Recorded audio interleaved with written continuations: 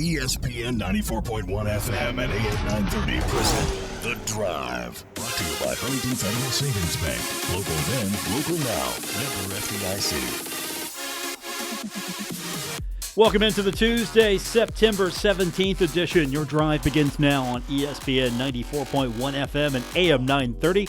I'm your host, Paul Swann. You can always call the program anytime by joining us on the Miller Lite phone lines at 877-420-TALK. That's 877-420-8255. Miller Lite holds true great taste, only 96 calories. It is the original light beer. What do we got coming up on the show today? Well, it's Tuesday. That means we get to spend a little time with Doc Holliday, so we're going to get his thoughts on Ohio. Also, what do you do in the off week? Now, it's kind of strange. We actually had a press conference today. I mean, this is Doc's off week, but Doc was there for us today, so we're going to hear from him in a little bit. Also, had a chance to catch up earlier today with Will Ulmer. So Will was fun today to talk to. He's always a giving player when it comes to just, what's going on. He's one of my favorite guys. Him, Levi Brown, Xavier was great yesterday. We got a few guys that I look forward to just talking to. Kobe Cumberlander is now one of my new personal favorites. So we get a lot of great guys to come talk to us, and Will Ulmer was available to us today. So we're going to hear from him, get his thoughts on the game, and, of course, as I mentioned, your phone call. So hopefully we're going to have a good time today on the show. We got a lot to get into. A lot of activity happening for the Thundering Herd. You've got volleyball on the road in action tonight, taking on Eastern Kentucky. That's right, the Colonels. Marshall right now 6-3. The Colonels are 5-5. Marshall's been doing pretty good in volleyball so far. Ari Agnes, she has really been just a ball of fire with this squad. And they haven't won them all, but they've won the majority, and they've won the ones that count. So I'm hoping that they're pretty solid in Conference USA. I can't wait to see what they look like out of this road schedule and in an actual home environment, playing some matches, playing Conference USA foes. That's what I'm excited about. I really want to see what this team looks like once you get into the friendly confines of the Cam Henderson Center. Also, soccer team, fourth straight home match coming up, 7 o'clock today, taking on the University of Texas, Rio Grande Valley. Marshall right now 4-0-1, and Texas, Rio Grande, they are 2-1. I don't know what the outcome's going to be here. I'm favoring the Herd in this one. They've been pretty hot, haven't they? 4 wins, only 1 tie, couldn't get it done. And regulation had to go to overtime and couldn't get it done there. So 4-0-1, and they're pretty solid right now.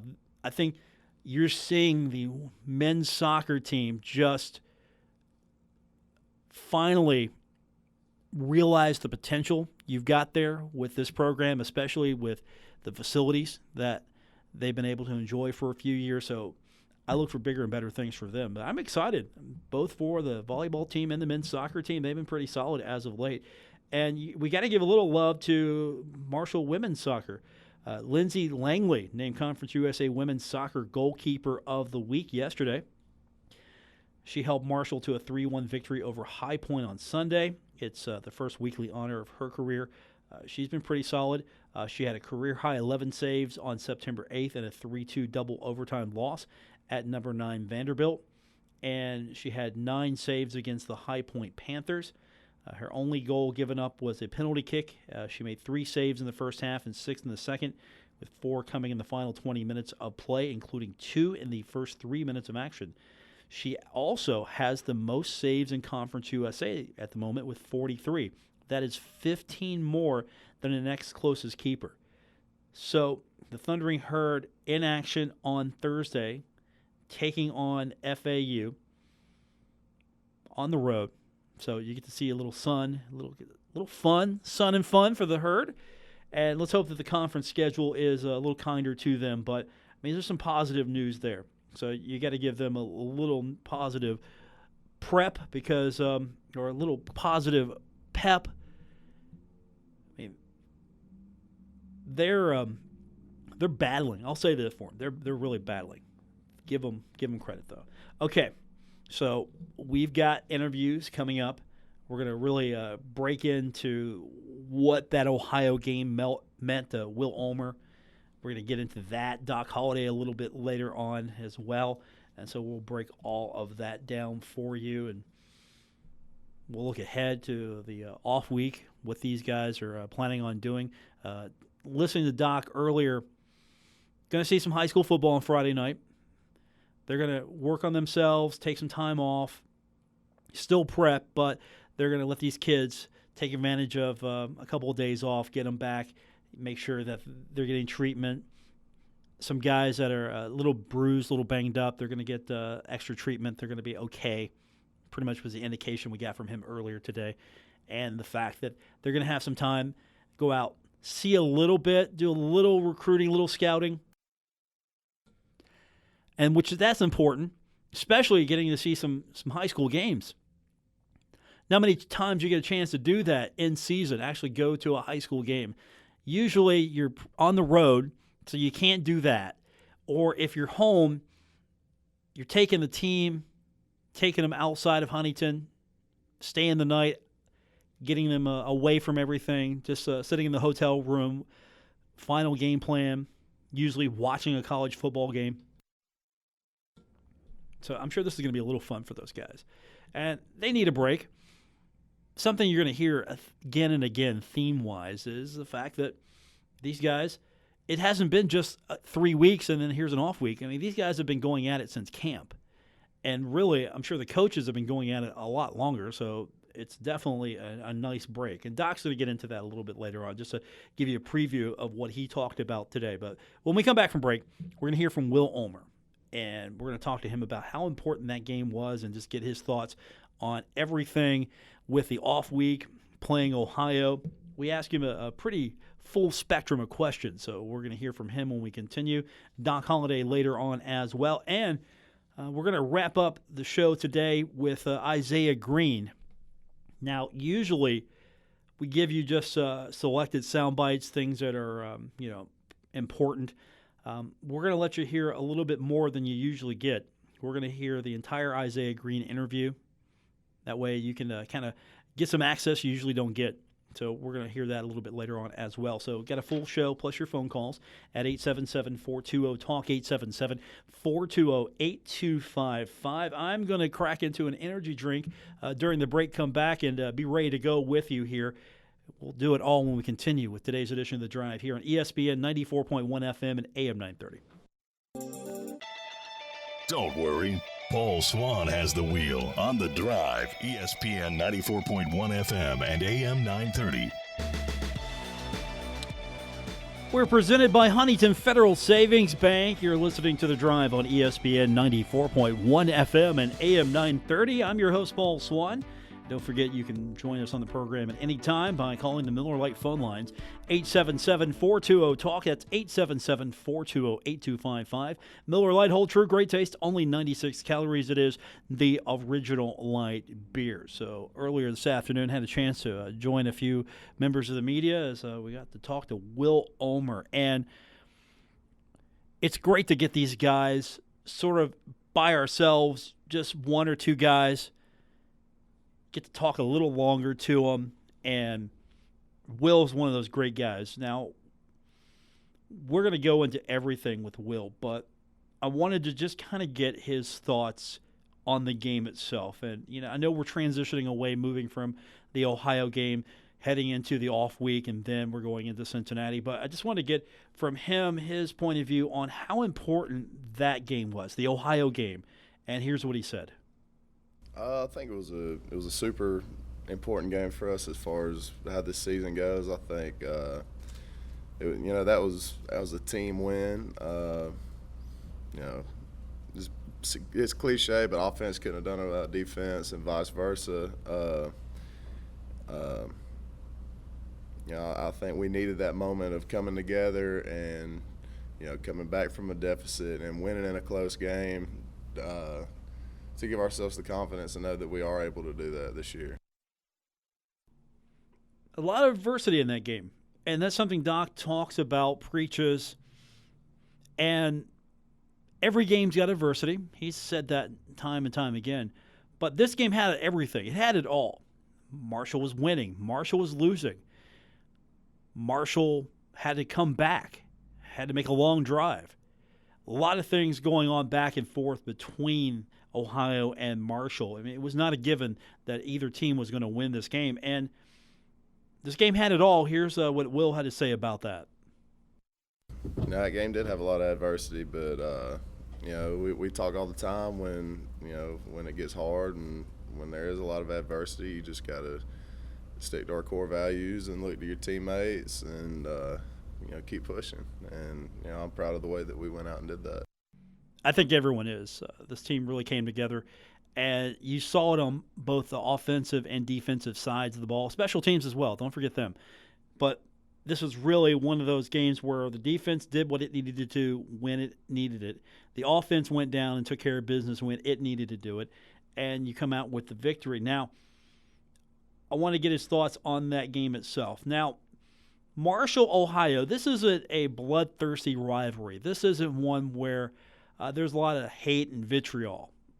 It's a friendly rivalry. The two programs like to get after each other, but I don't think there's anything nasty about this rivalry. It can get chippy on the football field because everybody's a competitor, but at the same time, it's a fun game. But the atmosphere for this game and the excitement and just the fact that you're playing for the bell might not have been a sellout, but it felt pretty good. That atmosphere was pretty good, and I just want to get Will's thoughts on playing in that atmosphere because it was sort of a different type of atmosphere that they've played in a while.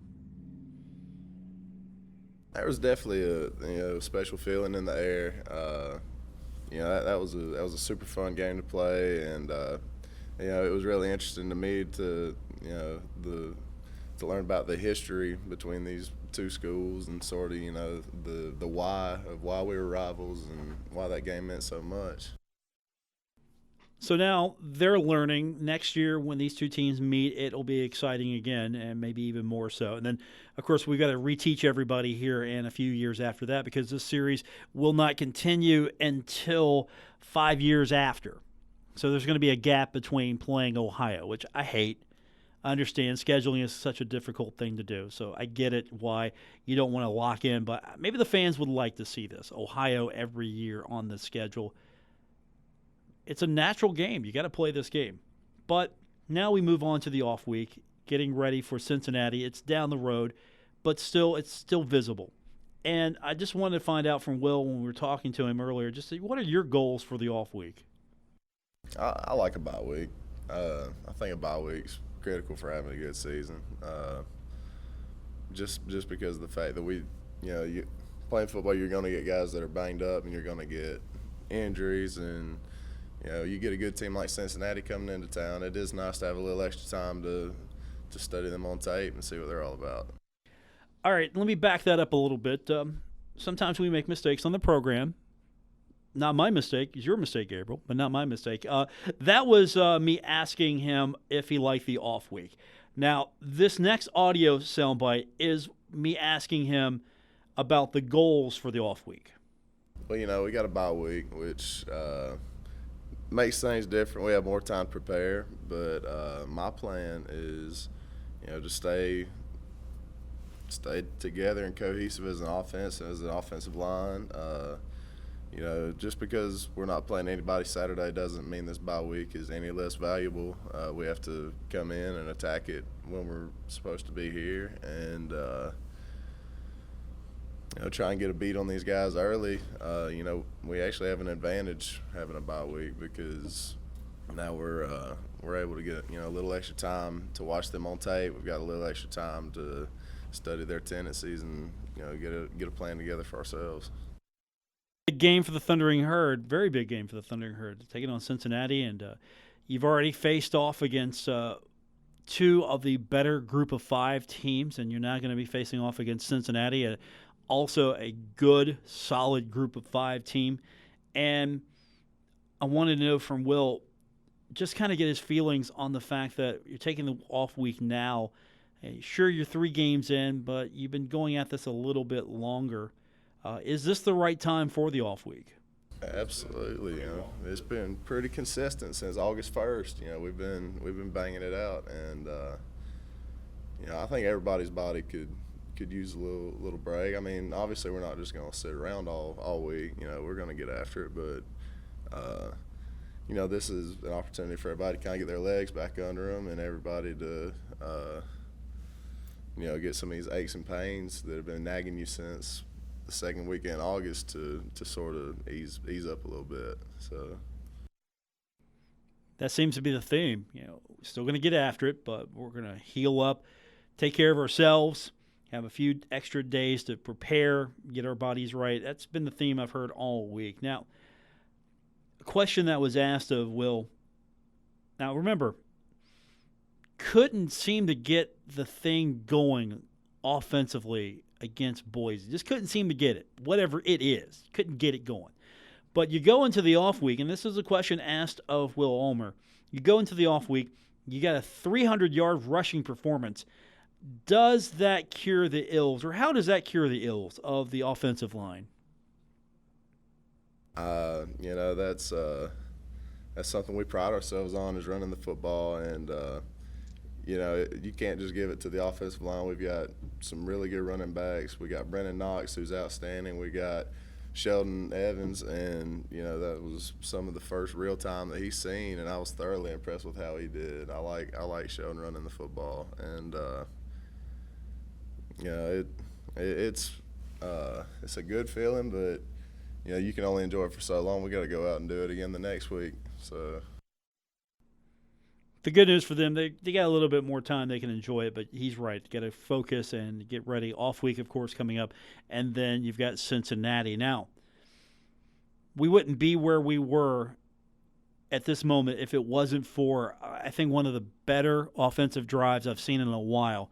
Thundering Herd took the ball last possession and just possessed it and got everything going, no problems, able to move the ball, work the clock, go into victory formation. And they knew that this was an important drive. So the question was asked, hey, what did you guys say to each other? You're talking, you're getting ready to go out there. You know that you got to go out there, score, or you got to go out there and just control the clock to win this thing. So, what did you guys say was the question before the game last drive?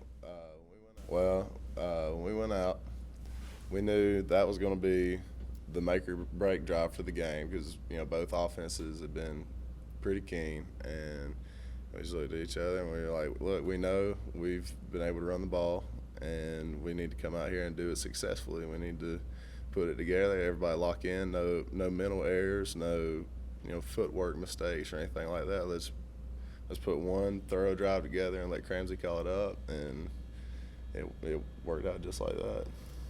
And then what about at the end of the last first down, and you guys probably doing a little math in your head said, oh yeah, we're going into victory formation? That's always a good feeling. It being a rivalry game, you kind of want to just run it in one more time, but it's one of the best feelings in the world is when you can call the victory formation. And I don't know, it's hard to describe a feeling like that, honestly.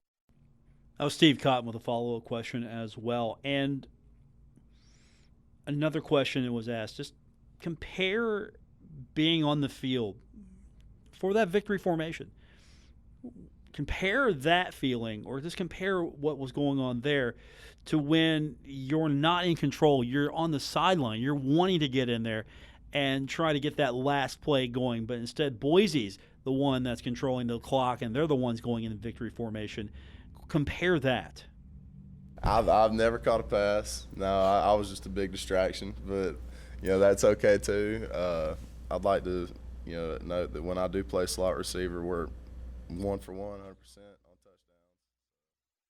touchdowns. We're gonna get you on track, Gabriel. Okay, let me start again. Okay, Gabe. All right. This is cut 24, Gabriel. All right, following along.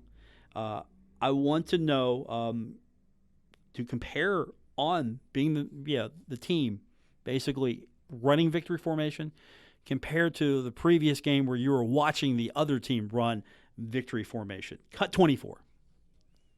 We talk all the time as an offense. Cramsey always says, we're not selfish with the football. We don't care who scores, and I know during certain games our offense is going to have different applications. There are going to be games we're going to have to pass the ball more. There are going to be games when we have to throw the ball more, and is that cut 24? We all understand that. We're all bought into Cramsey's play calling, so we were a little disappointed the boys a week, but I think we all needed this Ohio week and a good solid 300-yard rushing game to realize that we do have a dynamic offense, and whatever Cramsey calls up, he's the offensive coordinator for a reason, and I believe we all trust in him pretty thoroughly because of that. So whatever Cramsey calls up, whatever coach calls up, right? So the question was asked, when is the last time a DB lined up to make sure you didn't catch a pass? Remember, he's out there. He's an eligible receiver, and you're looking at that going, whoa, what? What's going on here? That was Cramsey dialing up something, and he was asked, hey, have you ever caught a pass? I've never caught a pass. No, I was just a big distraction, but that's okay too. I'd like to note that when I do play slot receiver, we're 1 for 1, 100% on touchdowns. So hope that's on the record. So I think he's angling for, hey, give me the ball, or at least put me out there a little bit more in that position. And finally, when we were talking to Will Ulmer earlier today, I just wanted him to talk a little bit about X in the Bison package. Xavier Gaines, he's got a quarterback background, so you can put him out there. He's a weapon now. You don't know what they're going to run if they put him out there. So just wanted to get Will's thoughts on X being in that Bison package. X is a super dynamic athlete for us, and it's really fun to me to see how many different ways we can get him in space and how many different ways we can get him the football. We got a lot of electric guys on our offense like that, and it's really fun to see how we're sort of meshing and gelling together, and we're being able to explore that because everybody's comfortable with the offense. I think we're going to see X maybe we're going to see Will Ulmer. I asked him about that. I don't have that cut, but I did ask him about that. Hey, are we going to see you in a Bison? And he's just giggling a little bit like, yeah, maybe. It'd be nice, wouldn't it? It'd be fun. So you could see X out there in the Bison. You could see Will Ulmer in the Bison. The Amigos package, when they got all the guys out there, you don't know what you're going to see. But I'll tell you one thing we're going to see when we come back. We're going to see Doc Holliday's thought process on this open week. We're going to talk to him, get his thoughts on everything that's going on with this week. And also, we're going to hear from Isaiah Green when we continue later on in the program. It's The Drive, presented by Huntington Federal Savings Bank on ESPN 94.1 FM and AM 930. This is The Drive with Paul Swann on ESPN 94.1 FM and AM 930. Presented by Huntington Federal Savings Bank. Every Tuesday, we get a chance to catch up with Doc Holliday. I think Doc's the only coach in America who held a press conference on his off week. He's got to talk to his people about it. We're taking a week off, but thankfully Doc didn't. That means we've got something to talk to you about today, and that's getting ready for Cincinnati, and more specifically just the off week itself, because you get 2 of them this year, which Doc's going to talk about a little bit later on. But Doc just gave his general statement. Instead of getting ready for the opponent, Doc's getting ready for Open. I mean, Open is an opponent, right? So here's Doc going into the Open week. Anytime you go into an open date, I think it's important that you work on yourself as far as getting better as a football team. That's what we're doing in a couple ways. Number one, we want to work to get healthy. Got a couple guys that are banged up a little bit. I think this week will give us an opportunity to get some guys back and get them feeling better about themselves. And we got to work to get better as a football team in all 3 phases, which we're planning on doing as far as self-scout, as far as getting to work tomorrow. The players have Monday and Tuesday off, which they need to get away from us for a couple of days and refresh themselves. So we'll get back to work tomorrow and worry about this week, getting better ourselves, and start getting into Cincinnati a little bit, but then go full speed ahead starting Monday on the Cincinnati game. One of the questions that was asked of Doc after that was the fact that this is an opportunity to get some guys better, like Knox, like Obi, opportunity for them to have a couple of weeks off, a little extra treatment. This is really a chance for them to heal. There's no question. Those guys get the opportunity double up treatments, and and like I say, most of those deals we're dealing with are just a couple day deals. So have the opportunity to get a lot of those guys back. Now, Doc mentioned that they're going to spend some time doing a self-scout. And so the question was, what do you guys look for when you're doing that? What are you trying to break down? What are you just looking for when you self-scout? But basically your own tendencies. What are we doing on third downs? What are we doing to our opponents defensively on third downs? What's our normal down calls, that type of thing. Special teams, where are we giving things away with alignments, that type of thing. So just go over over our entire, 3 games and find out what tendencies we have and what we need to change up, as well as what other people are doing. Now, we're moving past Ohio, so we're getting further and further away from that. But one of the questions Doc asked today was, now that you've looked at that film, what stood out on that film when you reviewed the Ohio tape? You go back and watch that offensive line. I thought, number one, over 300 yards rushing and no sacks. I mean, that just tells a little bit about them, and they are who I thought they were. You back in that last 6 minutes of that game, wasn't quite 6 minutes, but it may have been one of the more impressive drives I've ever been around against a good football team. That Ohio, that quarterback, thank goodness he's gone.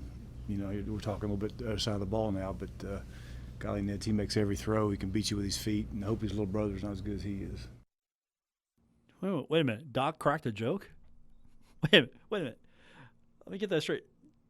Doc's smiling. Yeah, that quarterback was good. I'll tell you what.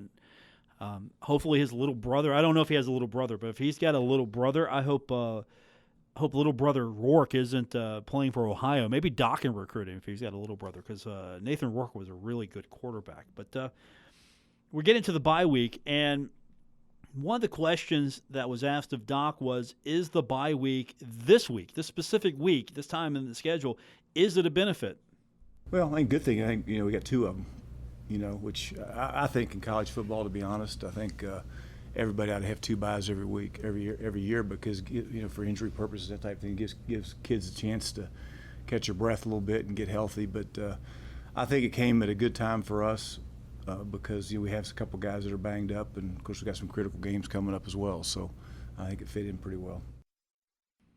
And then there was a follow-up question to that, just asking Doc that, or really just more of a statement question, that it's been several weeks nonstop. It hasn't just been 3 games and 3 weeks of football. It's been several weeks. We're going back to camp in August all the way to this point. So it's been several weeks nonstop before these players have got a chance to get a few days off.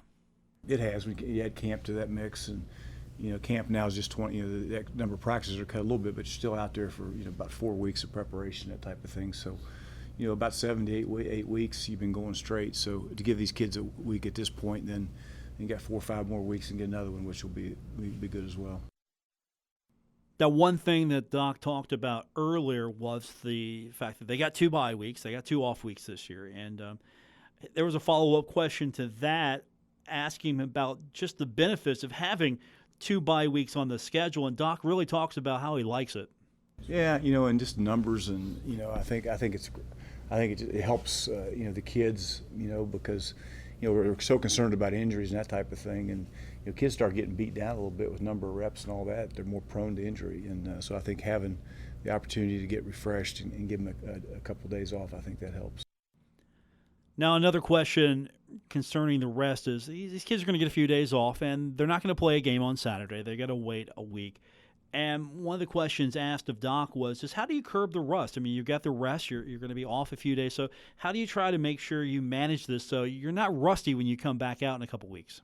Well, I think in the past we've done a good job of how we've handled our bye weeks, and we take I give them the days off early on, and we'll start preparing. Not totally for Cincinnati, but tomorrow we'll get into that a little bit. As well as working on what we got to prove ourselves. So, we'll get into them pretty quick and have 3 or 4 bonus days, as they do with us, because they're off as well. So, we both have the same. I don't know what their schedule is, but we both have a couple weeks to prepare, and it's going to be exciting. I thought our crowd here, Saturday night made a difference without question in that game at Ohio, and I'm looking forward to the crowd we're going to have against Cincinnati, because they will make a difference, and I wouldn't be surprised to see this place sold out here in a couple of weeks, which would be great to see. I think it's just been the gauntlet has been dropped. Sell the Joe now. I think Doc just basically said, you better sell it out. It's going to be a big game. Now, the opponent itself. Now, next week, we're going to get more from Doc, obviously. He's not focusing 100% on the game plan. I mean, maybe he is. He's just not going to share. But I kind of want to get his thoughts on, what have you seen so far? It's early to qualify that, and that's what I did with him. It is early, I know this, but what have you seen about Cincinnati? Well, it seems like every week we play, they got a quarterback that's a problem, but he is. I mean, he was a freshman a year ago, and they won a bunch of games with him as a freshman. But the thing you're seeing more in college football almost every week is a guy that can beat you. You hear me say it every week, but it's true, is they can beat you with their feet as well as their arm, and this guy can do that, So it'll be a challenge for our defense. They got a tailback that's 220-plus pounds, and there's a reason they won 10, 11 games, wherever they won last year, and were ranked and, won their bowl game, is because they got good players. So they got them again as well, and it's going to be a great challenge for us. And, again, we'll talk about them more next week, but it'll be a challenge that all of us will look forward to. One question that was asked of Doc was the fact that it just looked like the offensive line had a chip on its shoulder after that Boise game. Well, I don't think it should have. I mean, should have, to be honest, after what we were operating in the second half. But I thought they came out and started fast and did what we had to do in the second half to put that game away, which was good to see. And we left. Think about it, and that's what I told the kids. When we talked about it, is we left so many things out, so many points out there. You go back and look at that game. I mean, that game, we could have scored 2 or 3 more touchdowns if we just make plays that we should have made. So. We just can't leave, points on the field like we did against really good teams, and we got a lot of really good teams coming up. There's a question that was asked of Doc that brought up the fact that the last 2 weeks, Marshall's been trailing in the fourth quarter. That there was a situation where Marshall trailed, and the question was if Doc saw any similarities on trailing late in those last 2 games. And here's how Doc responded to that. Well, I just saw a team that reacted the way you're supposed to react. They had the opportunity, had some adversity, and we talk all the time about adversity occurring in every game. You just got to be able to overcome that. And I saw a bunch of guys had the right look in their eye, and at the end of the day, got it done there with 2 drives there into that game to win the game for us. One to score the touchdown, and it made some really good third down conversions and some big time plays in that last drive to score. And then, like I say, maybe the most impressive one, of course, scoring was impressive, but that last drive, he took 6 minutes, a little less than 6 minutes off the clock, and took it all the way down to the 1-yard line and took a knee to win the game. So made 2 drives when they had to win the game, and that was what they needed to get done. And finally, for today, the question was asked about the schedule itself. How does this schedule get you ready for Conference USA?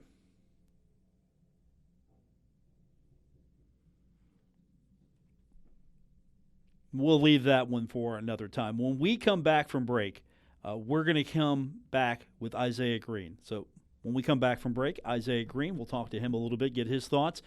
We'll find out what he's thinking after the Ohio victory and moving on to the off week when we continue with today's edition of The Drive here on ESPN 94.1 FM and AM 930.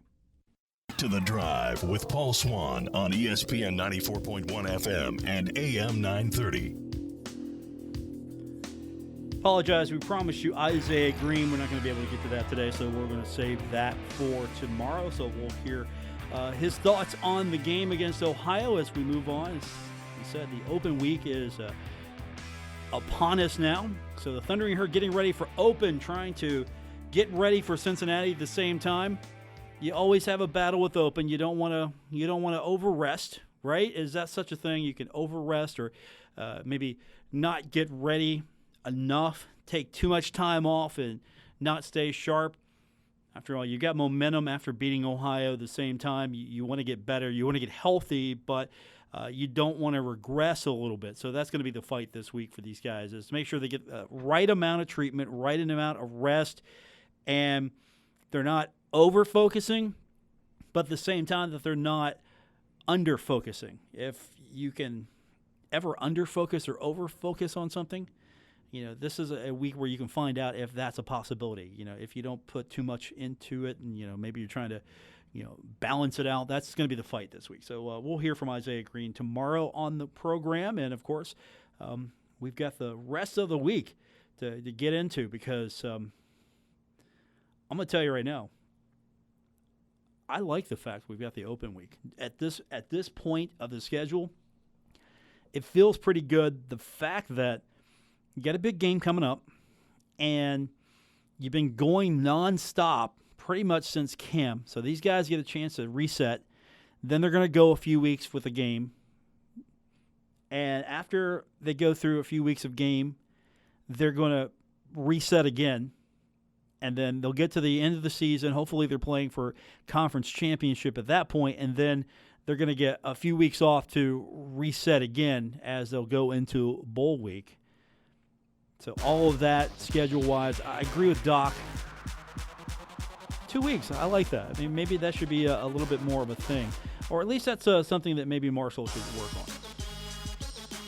All right, that's going to do it for this edition. For our producer, Gabriel Sellers, I'm Paul Swann.